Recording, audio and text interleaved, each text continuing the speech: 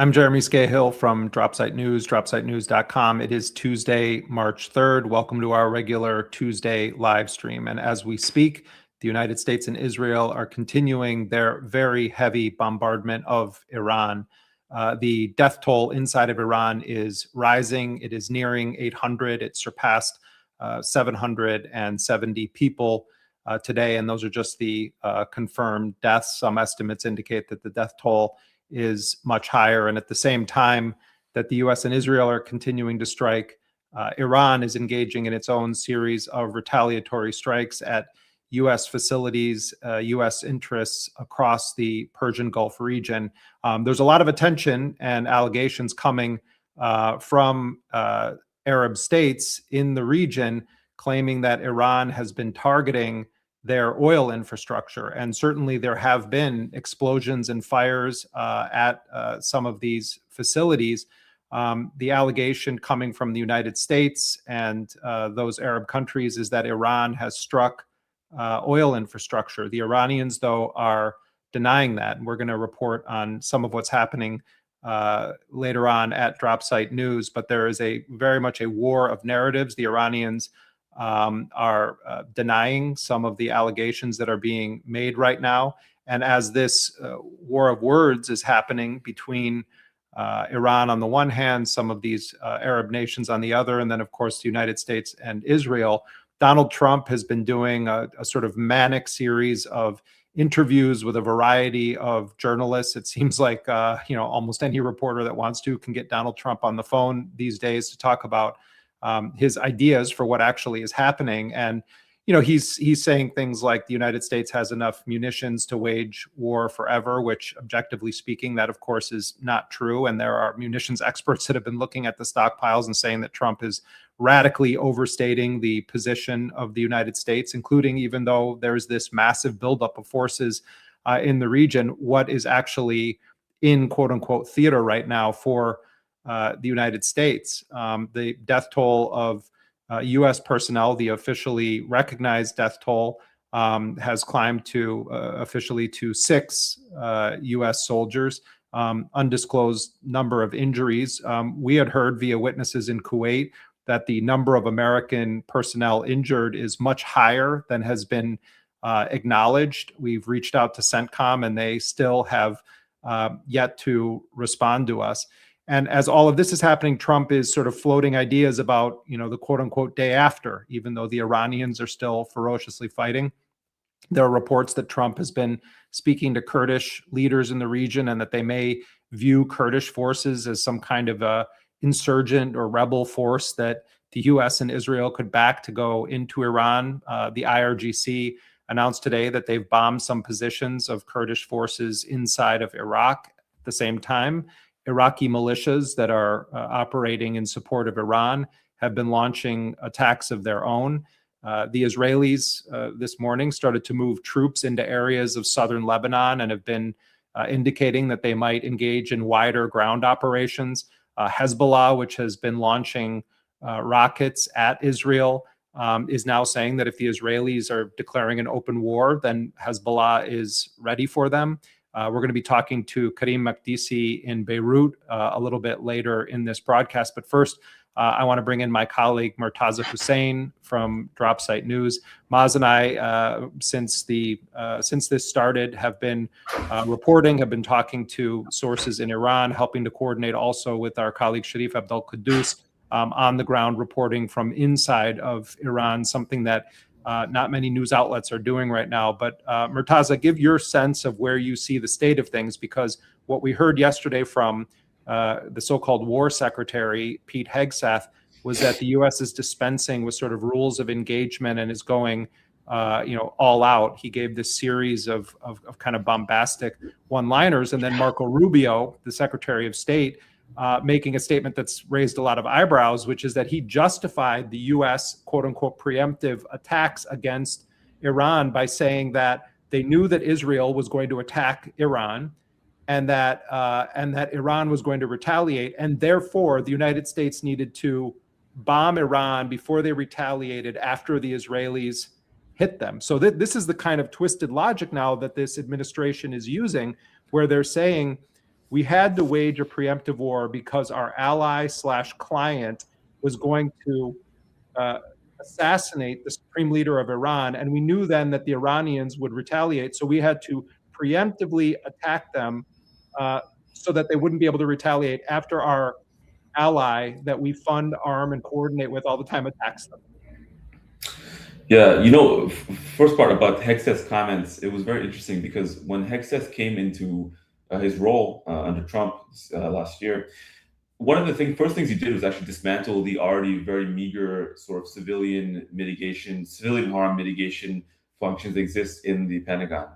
He dismantled certain offices, but also he sent a very strong message about this issue of the quote unquote rules of engagement, suggesting that in any future conflict, they'd be much more unrestrained. And even beyond that, suggesting that people could take their own initiative and do things which may result in more civilian harm than otherwise. And we've covered a few stories about this, and I'm sure there's much more going on in Iran we haven't heard of yet.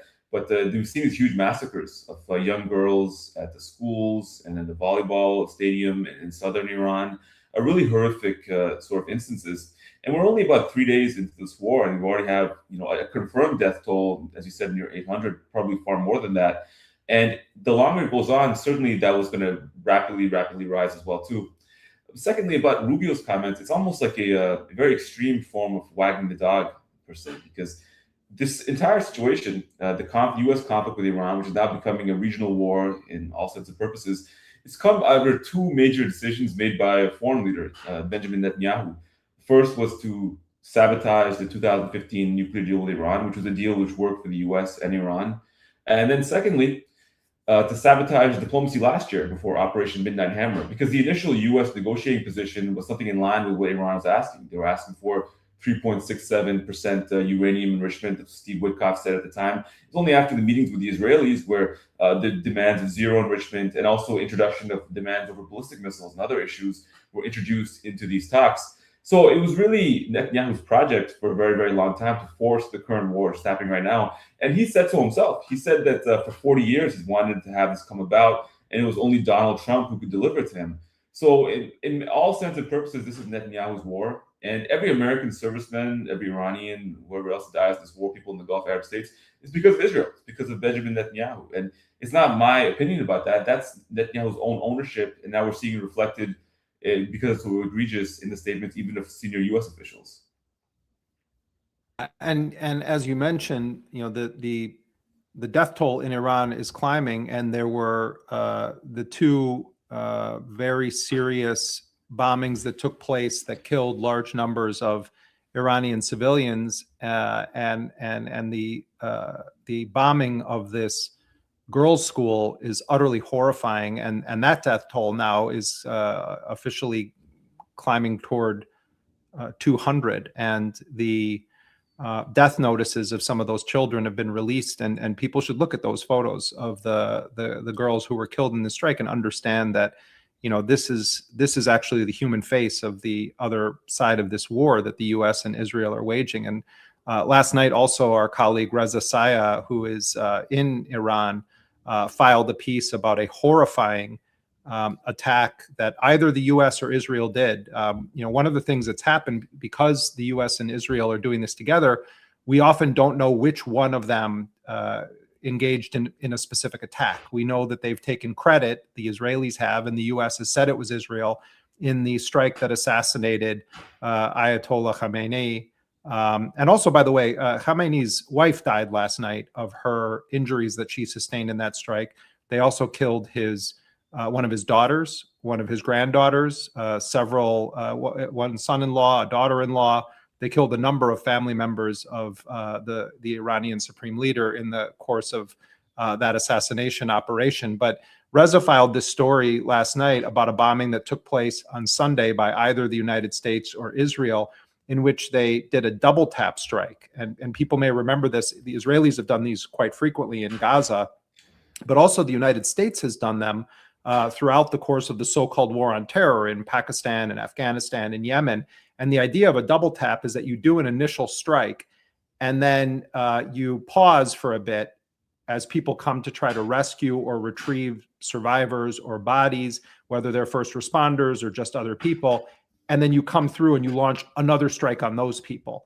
And that is what witnesses are saying happened at this strike at a popular cafe in Tehran, where our reporter says that more than 20 people were killed. And I just want to read part of Reza's description of what happened in this strike on Sunday evening, as people were just beginning to break their fast and gather with one another, because it is, of course, the Islamic holy month of Ramadan. And one witness, Shaheen, told Reza, quote, "We were sitting here around 8 or 8:30 p.m. and suddenly there was the noise and explosion. We got up and a few people ran away. We turned around to get our belongings and we saw that blood was spraying everywhere. Someone's hand had fallen on the floor. A head had fallen on the floor. There were scalps torn off, hands severed. A few people were laying here all cut up and 2 people were martyred." And they also described this second bombing, and the quote continues, "One hit and it wasn't that bad, but when the second one hit, suddenly everything exploded. The windows all shattered. Whoever had hookahs were thrown to the floor. One of my friends, whom I don't know that well, he was sitting here. His hookah was in his hands until the last moment. He was severed in half. Half of him was thrown to the side. I put him back together and placed him where he was. A piece of his brain was thrown here on the floor." This, the description of this double tap strike that took place on Sunday, Murtaza. Yeah, this is the horrific consequences of the war that Israel and the U.S. are waging, and the way they're choosing to wage it. Tehran is a very densely populated city, 15 million people, and carrying out attacks in urban areas. These type of munitions inevitably are going to cause incidents like this. So, again, we're only a few days into a war, which the U.S. officials are saying could go on, in their view, for weeks. Even former officials like John Bolton have said months may be required for this war. I think it's questionable if they have the political will to go that far. But one can imagine the brutality which is being waged right now. If it does go even for a few weeks, you could see death tolls in tens of thousands of people. And again, without really a strategic goal, other than the fact of satisfying the political goals of another country. Yeah. In a moment, we're gonna bring on Sharif and Karim, but one other point is that in the aftermath of the assassination of Ayatollah Khamenei and other senior leaders in Iran, we should note that the president of Iran is alive, and he said that this morning. He said that he's in the process of delegating authority to regional governance and elsewhere. And this is part of what Iranians told you and I, Maz, even before this, was that they had a plan in place, understanding that this was going to be a war of decapitation at the beginning, that there was going to be an effort to kill the senior leadership, including they knew well that there was going to be an effort to kill Ayatollah Khamenei. And we were told by Iranian officials, actually, that the supreme leader of Iran actually refused advice to go to a more secure location and said that he wanted to accept the fate of the people. And so even though the New York Times did this story that was meant to make it look like an episode of Tehran, or something, the Mossad propaganda spy show on Apple TV, that in fact he was in his office when they killed him. And in the aftermath of that strike, they very swiftly implemented the process laid out in Article 111 of the Iranian Constitution. They put in place a 3-person council, and then they also activated what were pre-planned responses to and hitting targets across the region, American military targets and other targets across the region.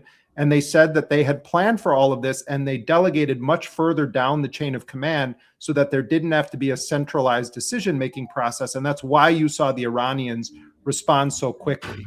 So while we're seeing massive devastation, and it's undoubtable that the Iranian security forces, the Iranian political leadership, the Iranian military leadership, the IRGC, Iran's conventional capacities have been relentlessly attacked by the U.S. and Israel, it is also true that the Iranians had been planning for this for a very long time. And so while there are predictions that Iran is just going to cave and crumble, the Iranians that I'm talking to from the government, while recognizing, and I think they're realistic about the degree of damage that they've sustained so far, they're saying that they are going to continue these fights and that they still have not unleashed some of their most powerful weapons in this battle.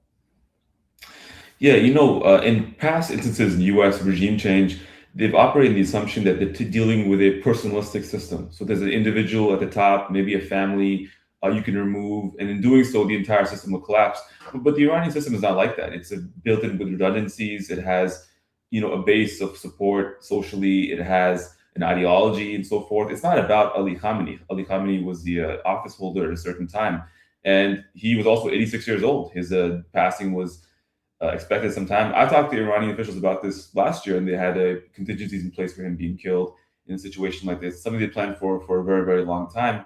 So the idea that probably sold to Trump that this could be a quick victory by decapitation could not be further from the truth.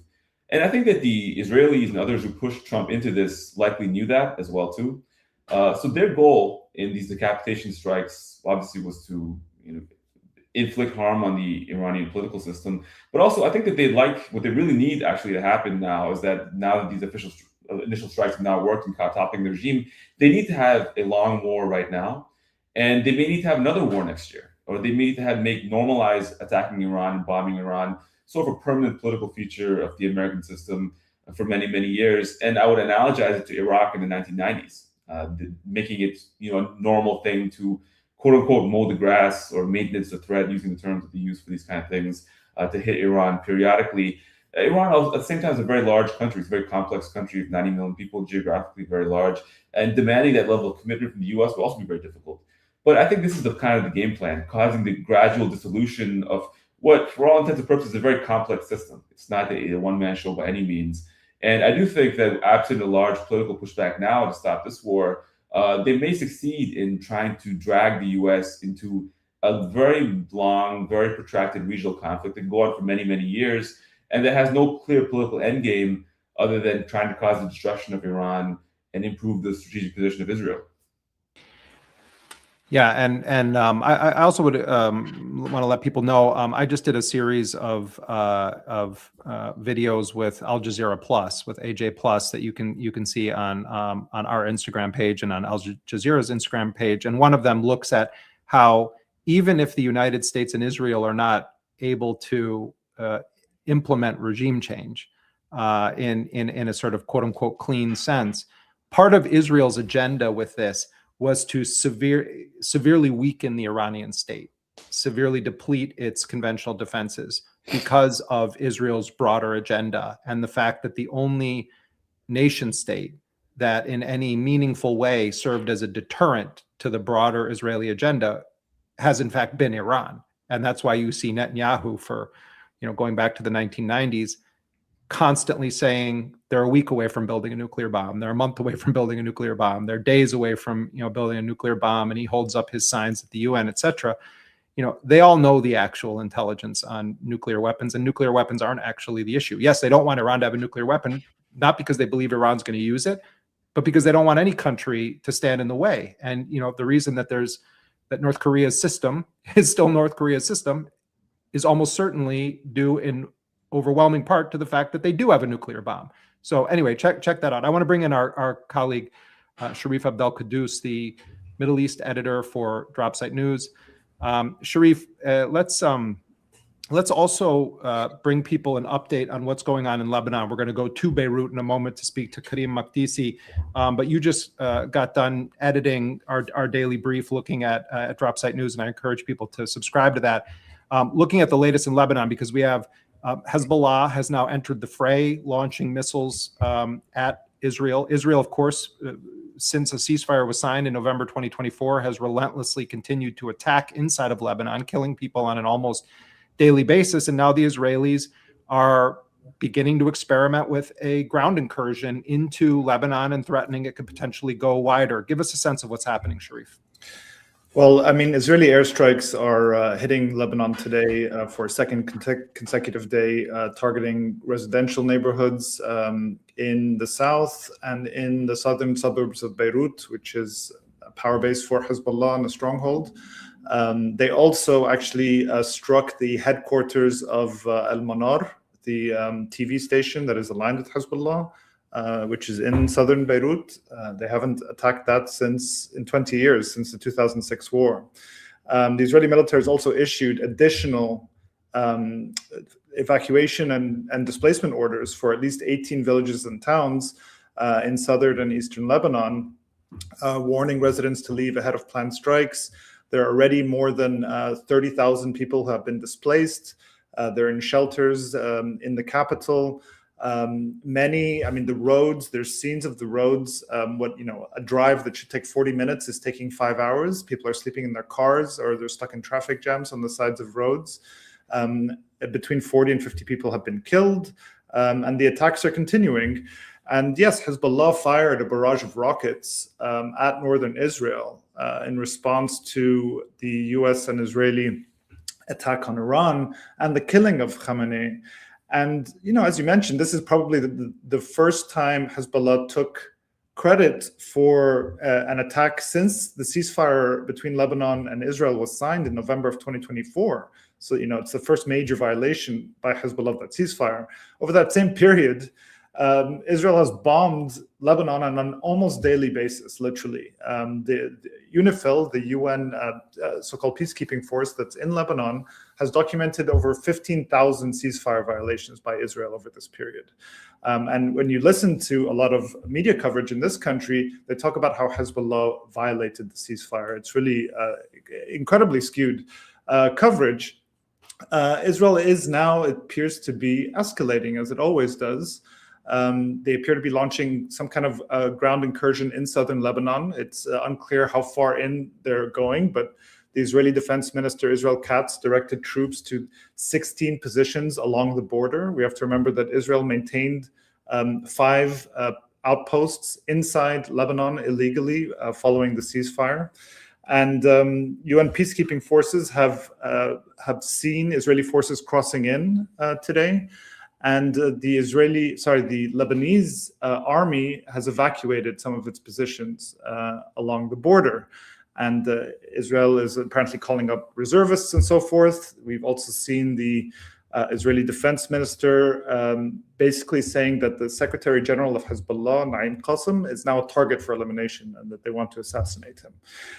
This is all happening, and there's also quite strong statements by the Prime Minister of Lebanon against Hezbollah for launching the rockets, saying that it's illegal to do so, that it harms national security. So we can talk about all of this with Karim Makdisi, who I believe has joined us from Beirut. Hi, Karim. How are you doing? Karim Makdisi is a professor of international politics at the American University in Beirut. Thank you so much for joining us. Can you just talk about what's happening now, the latest on this second day of an intensified Israeli assault on Lebanon, but also put it in context for us about what's happening with the war in Iran? Yes, hi everybody, and thanks, Sharif. I think I just heard the end of your description, which really kind of summarized everything that's going on. Just for my part here in Beirut, I mean, the atmosphere is really, it's quite ominous. There's a very feeling that we're about to enter a really nasty kind of phase. There's a lot of post-traumatic stress. There's a lot of scenes now. All the displaced that you've been talking about, they've now made their way, or at least some of them have made their way to the Corniche and to the downtown Beirut. They've put up some tents. You see a lot of women and children sort of just waiting around and trying to understand what's going to go on with their villages, with their homes, when they'll be able to get back, and God knows when that will happen. And in the meantime, of course, the Israelis are continuing to threaten Lebanon. They've been hitting targets. They've been threatening a ground invasion. And everybody's just waiting to see what's going to happen next. Within the context of this larger scheme of Iran, I think you mentioned, Sharif, that this kind of very interesting question that people are trying to understand: why did Hezbollah get involved when it did? It felt a bit like a damp squib where they got involved and they just sent in a few rockets that really didn't cause much damage. So the question is, why did they do this? They caused, on the one hand, a major political problem internally. The government met very rapidly after that and declared effectively that Hezbollah's military and security wing is effectively banned for the first time in such explicit terms. And on the other hand, it caused this kind of displacement with people who are really, really exhausted and have been bearing the brunt of this war, and especially all these Israeli attacks for many years, and especially over the past year and a half, where they've not been able to access their villages, they've not been able to repair, to reconstruct, or to do very much. But at least there's been this kind of sort of slight calm over the last months, even though, as you mentioned, Sharif, the Israelis have never once stopped in their attacks, in their assassinations, in their incursions. As we speak, the drones are over us here, and the sound of drones has been constant for the past couple of years. So we wait to see what's going on. The context, as I said, for the Hezbollah attack is clearly part of this larger regional war, and I do think that we can talk about it. And I think it is important, just to, as a final note here, that I think Hezbollah understands that this, we've been talking for many years about the so-called final war, and maybe this is it, this kind of regional war. It's an existential war. I think Hezbollah understood that it was going to be attacked sooner or later, and it figured it might as well attack first, and perhaps bring the Israelis in, and then be able to pick them off while they're in a kind of occupation type situation. It's really not clear. Karim, I wanted to ask you, in the aftermath of the assassination of the Secretary General of Hezbollah, Hassan Nasrallah, and the pager bomb attacks that Israel did, and then the ongoing targeting of Hezbollah leadership and cells of fighters and weapons systems. You've also had this track that's intensified, particularly under the Trump administration, through Tom Barak and other American officials, in this sort of endless string of visits to Lebanon, to really try to impose a Lebanization of Israel's aim of destroying Hezbollah, and to turn Lebanon's official armed forces into the enforcers of what ultimately is an Israeli policy, that Israel does not want any armed force in Lebanon that is going to confront its broader war of annihilation against the Palestinians, or the political objectives it wants to achieve for what it wants Lebanon to look like as a state. What does the scene look like with the Lebanese army now? You mentioned the prime minister saying that he's going to try to enforce, or calling for the enforcement of, a ban on military activity by Hezbollah. But are the Lebanese armed forces, is there any chance that they then say, we're going to be the ones that now go in and start attacking Hezbollah? Because that to me just seems like you're then creating conditions for a very, very bloody domestic civil situation within Lebanon. Yeah, no, I think I think you really hit it. I mean, the Lebanese army, just to start with that, the Lebanese army has been in this very precarious situation where, on the one hand, it is the kind of, obviously, the legitimate body that is mandated both through the UN Security Council Resolution 1701 that was passed after the 2006 war, and through recent governmental decisions to effectively go into the south and replace Hezbollah as the only military force that is south of the Litani and close to the border.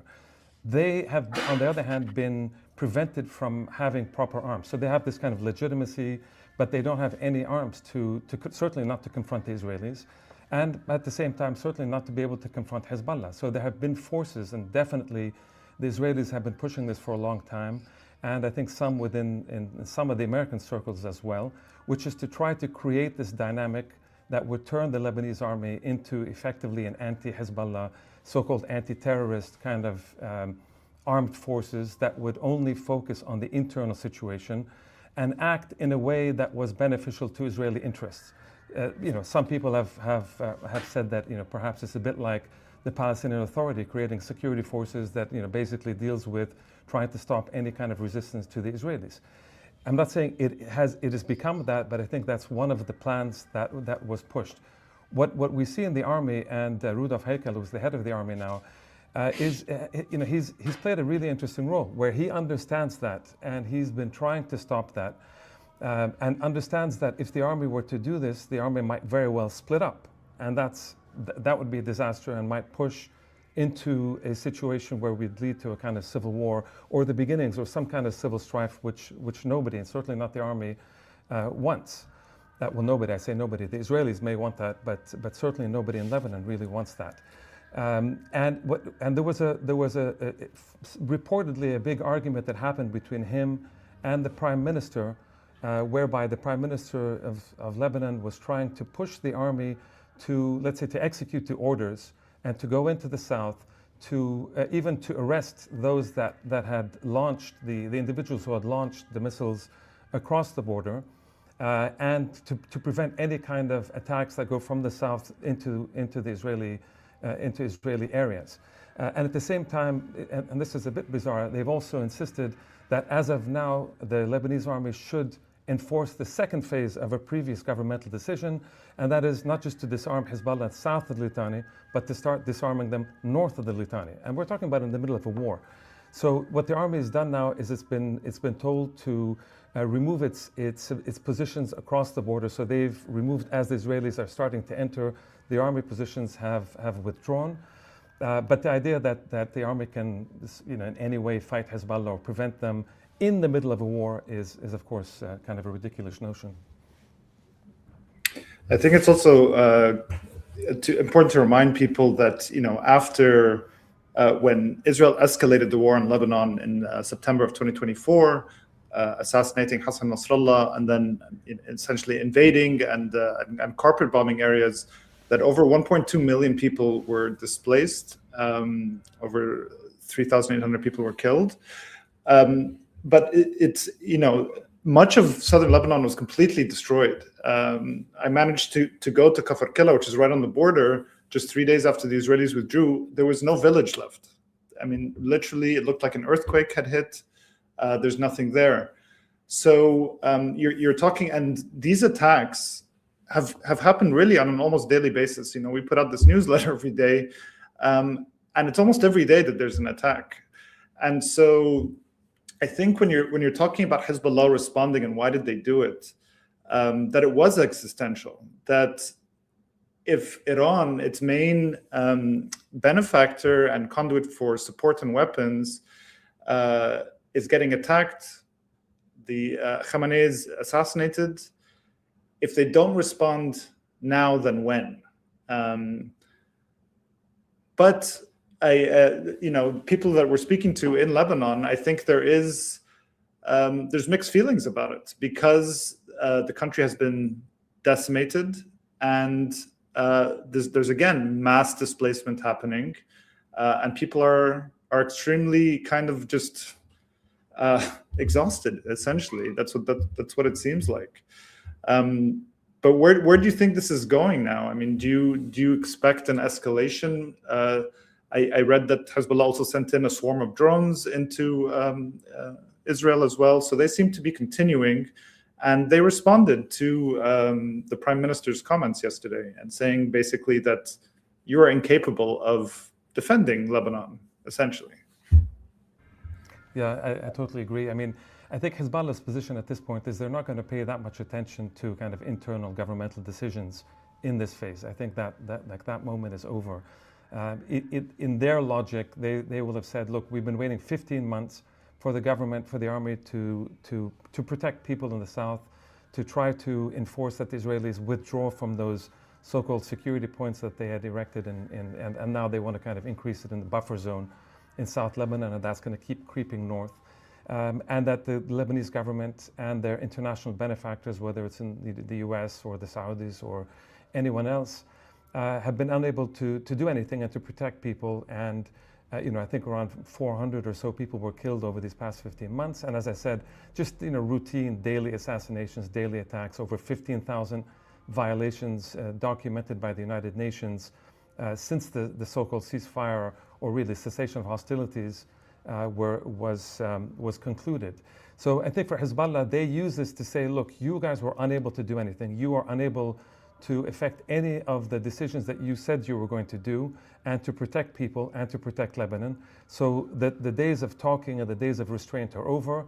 We're now part of this regional war, it's not about simply avenging Khamenei's death or being a proxy of Iran, etc., but more that this is the battle where we need to kind of join in order to put as much pressure on the Israelis to defeat them or to create a set of terms so that if and when there's some kind of eventual settlement, which I doubt is going to be anytime soon, in their view, this would be something where they could come out with better terms than the previous ceasefire agreement, which really was the beginnings of what is supposed to have been a surrender agreement.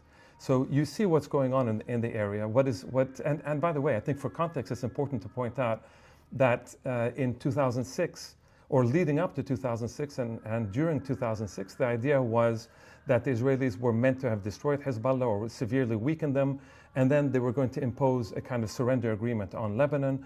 The fact that Hezbollah, emerged, let's say, victorious politically at least, they were unable to do this. If you go back to 1982, when the Israelis had their major invasion of Lebanon, and the PLO had to leave, and eventually in 1983, there's a kind of infamous agreement that the Lebanese parliament signed in May of 1983, which de facto created an Israeli buffer zone in most of South Lebanon, and that was abrogated a few months later as the internal situation continued and kind of the second phase of the civil war started, in part because of that agreement. And so we've seen over these last 2-3 decades that the attempt to try to give the Israelis what they want, which is at least a buffer zone across all of South Lebanon, and some fear more, that is a full occupation, and to turn Lebanon into a kind of Israeli proxy, that has been there. Now the gamble from the other side, from those who say, look, Hezbollah, like the government and those who are supporting it, and a lot of people who are against Hezbollah, is they're saying it's your presence that is preventing the state from growing. It's your presence that's preventing reconstruction from the south, and it's your presence that keeps on bringing the Israelis in. And if you don't do that, and if you disarm, everything will be fine, and we'll be able to kind of move on and not surrender, but go with what everyone is. Is Syria better than us? They're going to sign a treaty. Egypt, all these countries, they've all signed treaties. Why should Lebanon be the very, very last country and suffer the most? So that's that logic on the other side. Karim, I also wanted to ask you about the broader picture of what we've seen over the past 2.5+ years since the Israelis launched the genocide in Gaza. Just on a purely factual level, and actually we talked about this a bit on your excellent show recently, Makdisi Street, which you host with two of your brothers. And I encourage people to watch also the Makdisi Street podcast. It's really, really an excellent program. Sharif was also recently on your show, as I was. But we talked a bit about this, but I want to take it a little bit further. The Israelis have razed Gaza to the ground. They are in control of, by some estimates, almost 60% of Gaza right now, fully occupying it. They're building up infrastructure there. Sharif and Jonathan Woodall have done a lot of really good reporting on that for Drop Site. There's no question that the military capacity of Hamas, of the Qassam brigades and Saraya al-Quds, has been severely degraded. The ability to continue manufacturing weapons. The rocket supply has been largely depleted or destroyed. Many thousands of Palestinian resistance fighters have been killed. It's not that there's no resistance or organized resistance. There is, but it's really been pummeled by this genocidal onslaught. You then had the decimation of the upper echelons of Hezbollah, and the ongoing constant targeting of Hezbollah positions, fighters, weapon systems. You had the removal of the Assad government in Syria, and then the Israelis bombed the entire conventional military capacity of Syria to ensure that whoever takes power there isn't going to really have a nation state when it comes to the weapons or institutions of defense that you would need to say, hey, we're an independent country. You have a very pliant Kingdom of Jordan that is cooperating with the Israelis in even further sealing off access to the occupied West Bank. You have the Israelis continuing to bomb southern Lebanon, and the armed resistance in the occupied West Bank has been largely incapacitated. in part because the Palestinian Authority security forces paved the way for then the Israelis to engage in their single largest forced displacement campaign in the occupied West Bank since 1967. And in the case of Iran, yes, Netanyahu and Trump are talking about regime change. Yes, there are clearly ideas floating around. The Israelis are pumping a lot of so-called intelligence down the pipeline in the White House. Oh, we can do this with the Kurds. We have this configuration. You have the monarchists, floating there. But Iran is not Syria. There aren't multiple armed factions in there where you can say, hey, we're going to throw our weight behind them. But it does seem like, regardless of if they succeed in removing the Islamic Revolution government from Iran or not, is irrelevant in a sense, because what the Israelis have always wanted is what they're getting right now, which is to pull the United States into a massive, massive bombardment of Iran, where their naval assets are being targeted, where their conventional missiles are being targeted. And the US is openly saying that. They said the Iranians were holding a conventional gun to our head by having weapons of self-defense. It's been the primary weapon of deterrence that's existed in the region. Hezbollah and Iran, combined with the resilience of the Palestinian resistance, and then more recently you've had the Houthis, but those three factors have been the prime resistance against Israel. And so regardless of if there still is a Hezbollah, or there still is a Hamas, or a Qassam, or a Saraya al-Quds, or even if there still is an Islamic revolutionary government in Iran, Israel is still getting what it wants. And at the end of the day, in terms of the long view, what Israel believes very clearly is that no matter what the outcome is right now, their position to wage their war of annihilation and expansion has gotten stronger. Now, the arc of history is very long, and you don't know what's going to happen. It may seem like the Israelis are winning the day right now, and certainly on a tactical level, they've achieved things because the United States has facilitated it, that Netanyahu has been agitating for since he first took power as prime minister, and even before that in Israel in the 1990s. But my question for you is, given that reality right now, and you referenced the idea that this is sort of the war to end wars, or the sort of great battle that Nasrallah also spoke about frequently before he was assassinated, how do you see the regional dynamic playing out, whether or not the Islamic Republic survives as an institution, given this just campaign of obliteration and really offensive wiping out of the core components of these parts of the axis of resistance? Yeah, Jeremy, I think just the way I see it is that you got these three ways to look at it. I think inside Palestine, you have, the Israelis, it's a genocidal state that wants pure ethnic cleansing. And we're seeing this, as you said, we're seeing this taking place now. It's also an expansionist state, this idea of Greater Israel, but it's not just this ideological idea of Greater Israel. South Lebanon in particular has always been on their scope in different iterations. At one point it was resources and water, then it became security, and now it's kind of ideological. So however you want to slice it, South Lebanon at least has always been on the Israeli radar. Again, occupation, zone, security, disarming, whatever it is, it's always been part of that. And southern Syria is Golan Heights, etc. That's all going to be in the same orbit. And then more regionally, you have the idea of it requires total and utter domination in the region. And as you had said before, Iran at this point is the last, or the last possible force that would prevent an Israeli domination of the region. And they're already talking about Turkey, so that if Iran falls, you've got Turkey that's lined up in the next, or maybe the final kind of iteration of this. The Gulf now is also being destroyed, and the Israelis are, I'm sure, perfectly happy with that as well. So you have these three layers that are taking place, and they're all taking place at the same time, and they all require American support. So if you don't have American support, and the way I view it is that, and we've discussed this, as you said, on our podcast, I think the Israelis understand, and Netanyahu understands, that the era of total and complete American support, which is we're seeing now, is sooner or later coming to an end. And I think they're trying to build themselves up for the kind of that post-American phase where they can have utter domination of the entire region.